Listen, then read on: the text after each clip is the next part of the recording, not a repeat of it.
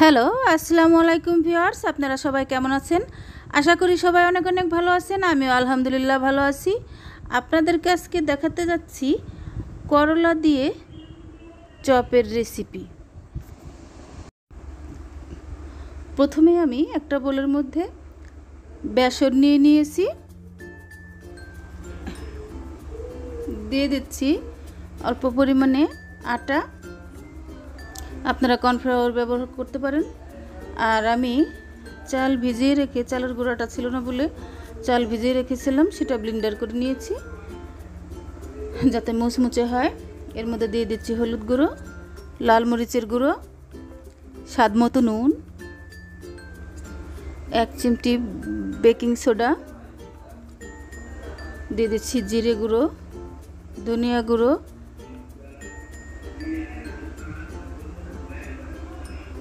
এখন আমি হাত দিয়ে সুন্দর করে এটাকে মাখিয়ে নেব।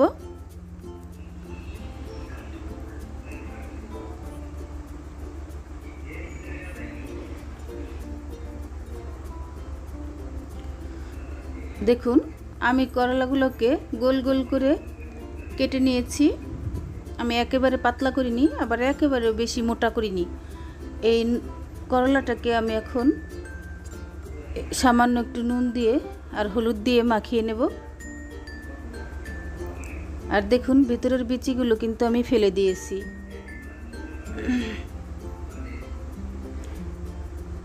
এখন আমি চুলায় একটা ছোট্ট কড়াই বসিয়ে দিয়েছি, তেল গরম করে নিয়েছি।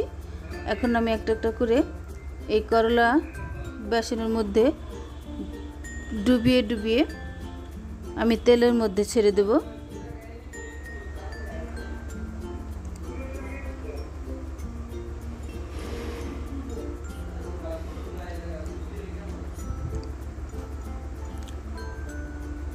আমি সুন্দর করে এপিট ওপিট দু পিঠি লাল লাল করে ভেজে নেব। বন্ধুরা, করলার এই রেসিপিটা আপনাদের কাছে কেমন লাগলো অবশ্যই কমেন্টে জানাবেন। আর আমার চ্যানেলে কোনো নতুন বন্ধু এসে থাকলে অবশ্যই আমার চ্যানেলটিকে সাবস্ক্রাইব করে বন্ধু হয়ে আমার পাশে থাকবেন। প্লিজ দয়া করে একটা সাবস্ক্রাইব করবেন। আপনারা যদি দয়া ধর্ম করে মনটাকে একটু নরম করে আমার চ্যানেলটিকে সাবস্ক্রাইব করুন, আমার অনেক উপকার হয়। তো বন্ধুরা, দেখুন আমি সবগুলোকে ভেজে তুলে নিয়েছি। আজ তাহলে এই পর্যন্তই। আগামীতে আবার নতুন কোনো ভিডিও নিয়ে আপনাদের মাঝে হাজির হব। সেই পর্যন্ত আপনারা সবাই ভালো থাকবেন, সুস্থ থাকবেন।